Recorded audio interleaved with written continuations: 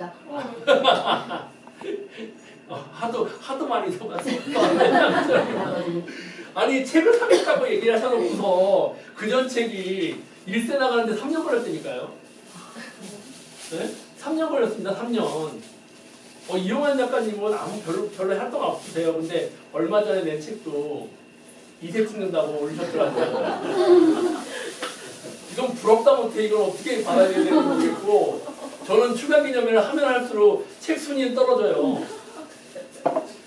오시는 분들한테 그 책에 대해서 SNS에 올려달라고 해도 그때는 다 올려주실 것처럼 얘기하지만 없어요.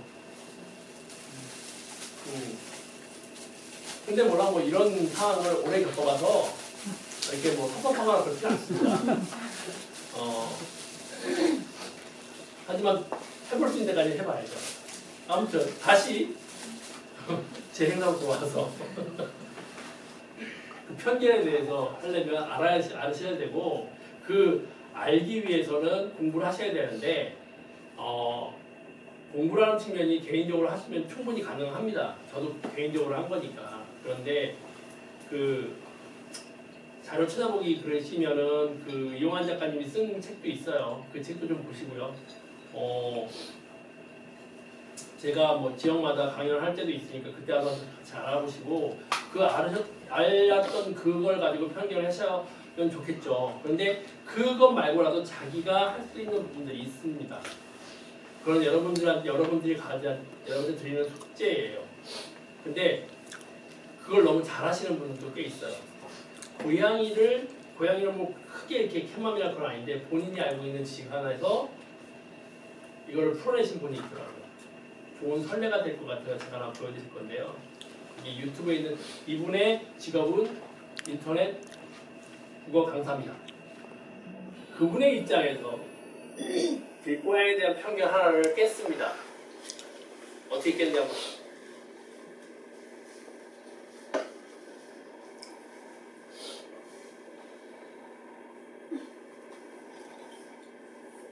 이게 오래 쉬면 얘가 멈춰. 대선이가 90% 남았습니다. 고양이를 키워보니까 잠깐만요. 얘도 말을 너무 안 하지. 기왕의 팩트 폭행. 고양이가 관절에 좋다는 이야기 들어봤나요? 흔히 고양이탕, 나비탕이라고 불립니다. 왜 이런 말도 안 되는 탕을 만들었을까 생각을 해보면 멍청해서 그랬던 것 같아요. 고양이를 키워보니까 이리저리 폴짝 뛰어다니고 또 폴짝 내려오고 이런 것들을 잘하더라고요. 그래서 관절이 튼튼한 고양이를 잡아먹으면 나의 관절도 튼튼해지겠구나 라고 생각을 했겠죠. 여기에는 두 가지 문제점이 있어요. 일단 고양이들도 관절염에 잘 걸려요. 나이 앞에 장사 없어요. 두 번째, 옛날 사람들은 그런 거 몰랐다 쳐요. 고양이가 관절염 걸리는 거. 그렇다고 해도 문제점이 있죠. 고양이탕을 먹으려는 사람들의 생각은 뭐냐면 관절이 튼튼한 애를 먹어서 나의 관절이 튼튼해져야겠다라는 건데, 그러면 고양이를 먹어서는 안 되죠. 고양이가 먹는 걸 먹어야죠. 상식적이잖아요. 논리를 그대로 가져가는 거예요. 내 관절이 좋아지기 위해서 뭔가를 먹어야 한다면 그럼 고양이는 무엇을 먹었길래 관절이 좋아졌을까에 대한 의문으로 나아가야죠. 저희 집은 로얄캐니 시리즈를 먹이고 있습니다. 관절 때문에 고양이 잡아먹으려고 하셨던 분이 계신다면 로얄캐니 추천드립니다. 로얄캐니 관계자분들께서 이 영상을 보신다면 얼마든지 협찬을 환영합니다. 고양이를 키우는 줄 알았는데 돼지를 키우는 것 같아요. 일곱 머리 모두 다 얼마나 잘 먹는지 정말 잘 먹어요.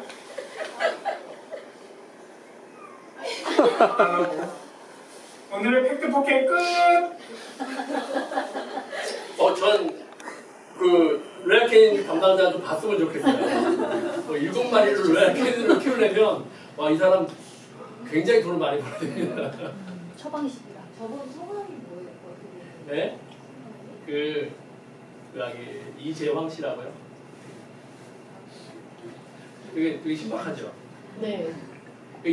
저도 이분 고양이 관련 자료를 찾다가 한 게 아니라 작년 수능 그거에 대한 논쟁이 있길래 그 유튜브를 찾다가 이분을 찾았는데, 이분이 정식적으로 그거에 대한 제소를 하셨었거든요. 문제에서 중복 처리해달라고, 중복 답안을 해달라고 해서 그 찾아가다 보니까 이게 있는 건데 혼자서 빵 터졌어요. 저는 그렇게 설명을 했거든요.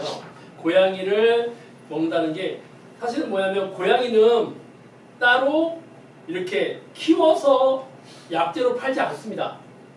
대부분은 다 포획을 해서 불법업자들이 포획을 해서 팔거든요. 근데 마리당 얼마인지 아십니까? 17,000원 정도 합니다. 네, 저 정도 되는 아이죠. 17,000원 정도 저 돼요. 정도요? 네, 쟤 좀 더 받아야 되는데. 뭐 그럴 수도 있고요. 네. 그러니까 그런데 보통의 일반 사람들은 고양이가 무섭고 더럽고 쓰레기를 먹고 다니면서 굉장히 혐오하면서도 자기 몸에는 그게 좋을 것 같다고 해서 그거를 약을 해서 먹는다는 게 이게 논리적으로 맞지 않느냐라고 그렇게 설명을 했지만 사실은 앞으로 좀 설명을 바꾸려고 좋지 않습니까? 그러니까 이분은 국어 선생님 입장으로서 논리적으로 안 되는 걸 갖다가 와서 그걸 설명해 보신 거예요. 너무나 명쾌하고 유쾌하게. 그러니까 이런 식으로 자기 직업과 어떤 식으로 연관이 될 수 있는지를 한번 고민해 보셨으면 좋겠어요. 네. 여러분들도 다양한 직업을 가지고 있고 하다못해 가정주부를 할지라도 주변에 어떻게 사람들하고 같이 말을 해서 풀어나갈 것인가. 고양이가 안전하면 사람이 안전하다는 생각을 가지고 이야기를 풀어도 좋고 근데 그러려면 좀 알아야죠. 공부라는 것들이 반드시 필요한 게 고양이 관련 일이고 생각이고 마음입니다. 그거를 잊지 않았으면 좋겠어요. 이해왕의 팩. 드디어 시작한 지 1시간하고도 5분 만에 참. 이번에 그 책을 냈습니다. 말을 했습니다.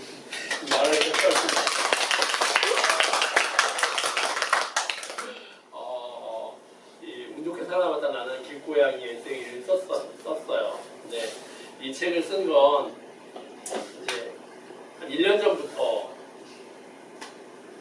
생각을 했었는데 그 전에 이제 2번 정도가 엎어졌어요. 그 엎어졌다는 의미는 제가 스스로 엎었어요. 왜? 힘들어서. 처음엔 그 멀로라는 아이의 가족의 이야기를 쓰고 싶었어요. 멀로라는 아이가 저와 8년 6개월 15일 동안을 같이 있었던 아이예요.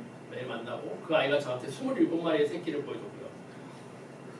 그 27마리의 새끼 중에서 저랑 인연이 닿아서 저하고 이제 밥을 먹거나 저한테 밥을 먹고 제가 모셨던 분들은 한 10분 정도 되십니다. 네. 그리고 그 멀로와 뭐 그게 울둥이도 있고 우순이, 랑이, 랑자, 뭐 정순이, 만피 등이 있어요. 이 아이들에 대한 얘기를 좀 해보고 싶었어요.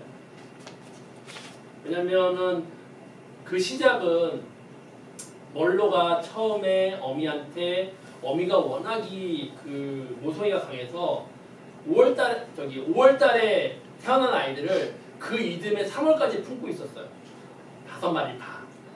5남매 중에 하나였고요.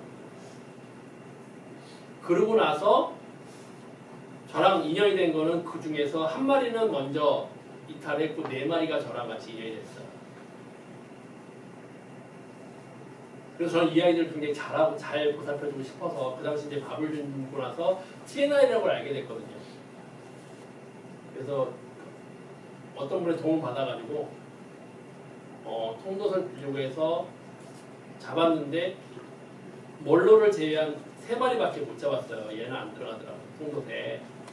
그래서 그 아이들을 중성화 수술을 해줬고 중성화 수술한 지 3일 만에 모두 죽었습니다. 그 방산 그 옆자리에 있는 복개도로를 건너다가 다 죽었어요. 다 교통사고 같이. 그래서 저는 멘붕에 빠졌습니다. 이게 내가 이 아이들을 위해서 한 행동인데 TNR이라는 게 단지 그러니까 그러신 분, 그 요즘에도 그러신 분들 있잖아요.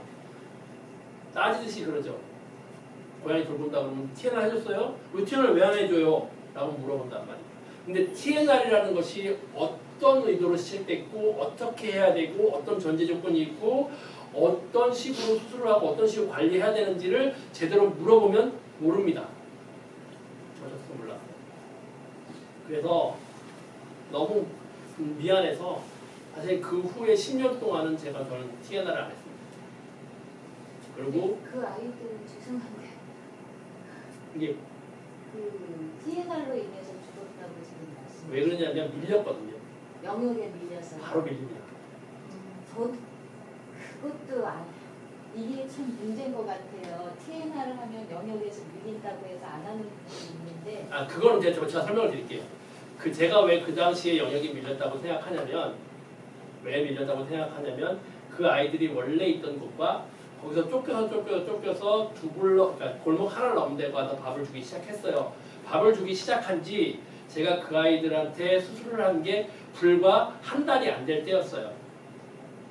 영역에 밀릴 수 있다는 건 뭔 얘기냐면 제가 이제 공부를 이제 TNR에 대해서 따로 강의를 이제 할 정도로 이제 해봤는데 TNR의 전제 조건들이 몇 가지가 있습니다. 그 중에 하나가 급식소가 안정화돼서 그 아이들의 객체수를 확인할 수 있을 정도로 거기에 사람이 확인을 해야 됩니다.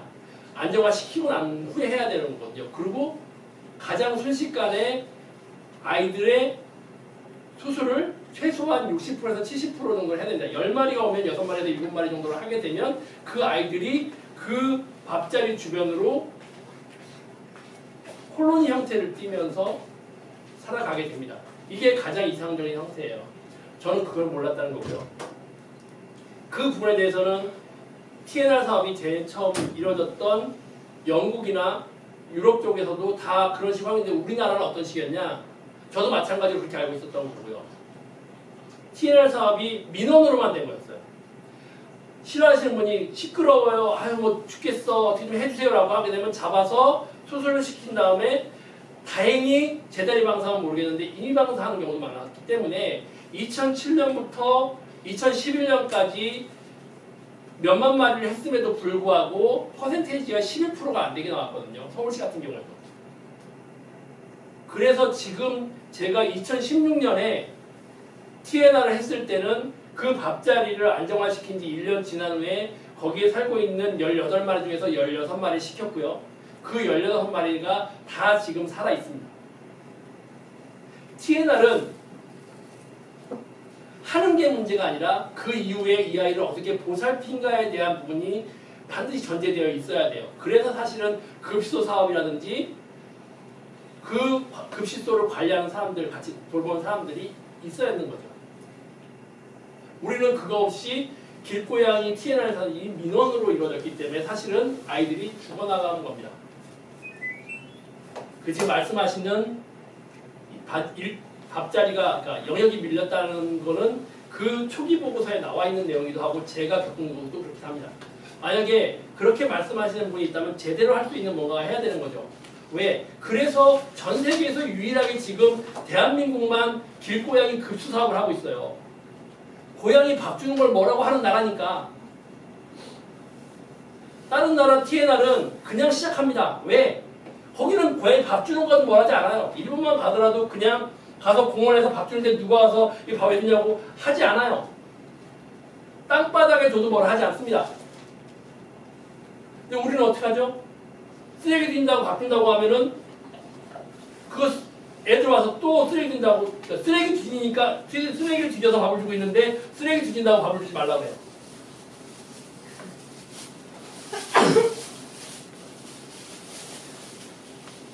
이게 아이들 밥을 오래 주신 분들이 어떤 현상이 있냐면 내가 밥을 주는 그 아이들에 대한 경험치가 높아갑니다. 그 경험치가 하나의 성을 이루어요. 그리고 섬이 됩니다. 각자가 섬이 돼버려요. 동떨어져서 나는 내 아이들만 잘 돌보면 되겠네. 근데 그런 분들이 보살피는 고양이라고 할지라도 대다수의 아이들이 2, 3년을 못 채우고 떠납니다.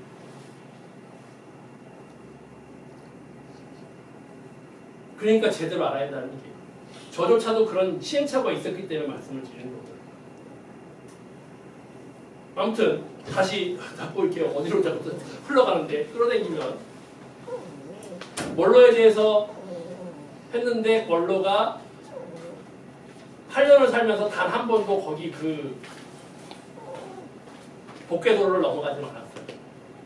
근데 2015년 8월 15일 날 27번째 새끼랑 같이 그 복궤도로에서 로드킬을 줬습니다.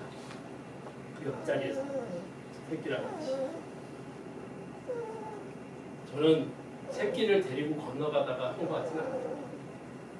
8년 동안 단 한 번도 그쪽으로 건너가 있는 멀로를 본 적이 없거든요.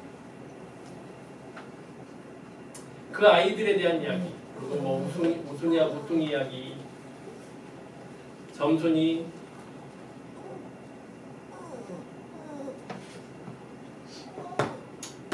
랑이 랑자, 만피 이야기가 제 첫 책의 그 주제였는데 그걸 쓴 지 한 2, 3개월 만에 포기했습니다.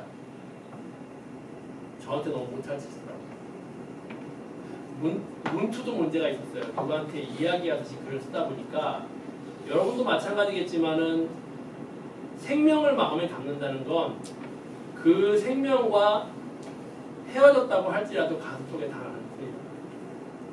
그냥 가라앉히고 있는 거예요. 그래서 그거를 헤집어서 다시 끌어올려서 글을 쓰는 게 저한테 너무 힘들었어요. 포기. 이제 혼자 이제 대표하고도 이제 쇼를 한 거죠. 못하겠다. 쓰겠다고 또 못하겠다. 또 그러다가 한 보름 정도 이렇게 하고 있으니까 내가 할 게 뭔가 싶어서 또 다른 걸 하는데 그때 이제 지금 책의 목차와 비슷한 형태의 목차가 만들어졌어요. 그래, 아이들의 이야기를 단편적으로 해보자. 지금보다 조금 더 분량이 많았습니다. 근데 이것도 거의 한 달 만에 포기. 왜냐하면 똑같은 문제였거든요. 그 아이들에 대한 이야기가 멀로나 만피나 우뚱이보다 분량은 작을지 모르겠지만 그 무게감들은 결코 다르지 않아요. 내가 잠깐 만나서 진짜 책에도 있지만은 그 저한테 잡히지 않아서 병원에 못 데려가서 죽은 그 새끼 2마리도 그냥 그대로 남아 있습니다. 이름을 지어주지 못했지만 그 아이들은 평생 잊을 수가 없어요. 왜? 특히나 저는 사진을 찍는 직업이니까 더하죠. 그래서 포기. 근데 그럴 때 제가 서문에 썼던 글을 이제 이게 페이스북에 알려주더라고요. 페이스북이 1년 전 글을 이렇게 올리고 그러거든요. 알려주는데 그 글이 나왔어요. 서문에 있는 나는 틀렸다라는 글이. 어떻게든 써야겠다 라는 생각이 또 들어서 이번엔 진짜 드라이하게 썼습니다. 내가 생각해도 글을 뭐 이렇게 산만하고 그냥 최대한 그냥 그 사실만 쓰자라고 놓고서 원고를 딱 나왔는데 그것도 쉽지는 않았지만 글이 산만하고 뭐 이렇게 촉촉 끊기는 느낌이긴 한데 그 원고를 이제 출판사에 보냈죠. 출판사 담당자가 연락이 와서 하는 말이 글이 되게 산만한데 다 읽고 나니까 고양이의 삶이 어떤지는 알 것 같다. 이걸로 갑시다 라고 연락이 왔어요. 원래 의도대로 만들어진 것 같다 이렇게 했는데 이제 거기서부터 또 난관이 시작됩니다. 뭔 난관이냐? 교정교육을 봐야 되는데 교정교육자한테 원고를 보냈는데 원고가 안 와요. 교정교육은 그냥 교정교육만 봅니다. 내용을 보지 않아요. 거의 대부분. 문법적인 거. 근데 이분이 여자분인데 고양이를 키우네. 글을 읽을 수가 없대요. 그래서 그런지 몰라도 오탈자가 그래서 이세가 나와야 됩니다. 저거 다 고쳐야 돼요. 근데 그러면 안 되는데 이 고양이 키우는 사람들의 특징이 뭐냐? 고양이 글이 있으면 지나가질 못하는 거예요. 교정교육을 보냈더니 글 원고를 쓰고서 보시면은 아마 많은 분들이 오탈자를 하실 거예요. 저도 지금 발견한 게 20곳이 넘어요. 와. 미쳐버리겠어 진짜. 에? 이 책이요? 이 책에. 그렇죠? 발견한 사람들이 있어요. 허술한 책이 됐단 말이야 지금. 그래서 아무튼 네 거로 하고 넘겨서 사실은 저도 이 원고를 다시 보는 게 힘들어가지고 사실은 못 봤던 것도 인정하지만 교정교육자가 알아서 좀 해내는 분이 있는데 못했단 말이에요. 이게 또 이세가 나와야 되는 이유기도 하고요. 그 교정계열자의 난관을 해치고 나가니까 그 다음에 편집점이다. 그 땅콩전 편지를 받았던 분이신데 이분도 고양이 피우네. 그래서 편집을 했더니 원고를 읽고 있어요. 그러면 안 되잖아. 그래도 어차피 그거는 안 치는 거니까 나왔어요. 그래서 저거를 초기 그 디자인에서 거의 안 바꾼 겁니다. 워낙 잘해주셨고. 근데 문제는 뭐냐? 이분이 우리가 그러니까 출판사에서 의뢰를 하기 전에 표지를 만들어 오신 거예요. 제가 알아서. 근데 표지는 보통 의뢰를 하면 3개 정도 옵니다. 왜? 만들기도 귀찮고 업무니까. 너무 슬퍼서 7개를 만들어요. 너무나 다양하게 템통들. 또 그때 아까워가지고 그 7개를 투표를 다 올렸습니다. 투표는 해봐야 되는 거니까. 투표하신 분. 오, 예. 몇 번 하셨습니까? 몇 번 하셨나요? 희한하게. 몇 번 하셨나요? 그래요?